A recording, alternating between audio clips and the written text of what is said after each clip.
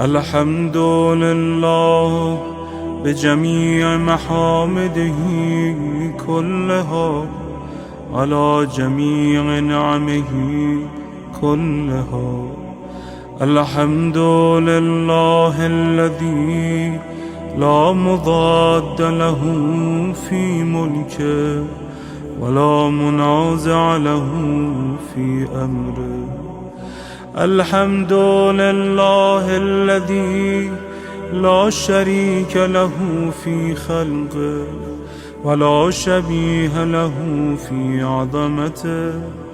الحمد لله الفاشي في الخلق أمره وحمده، الظاهر بالكرم مجده، الباسط بالجود يده، الذي لا تنقص خزائنه ولا تزيده كثرة العطاء إلا جودا وكرما.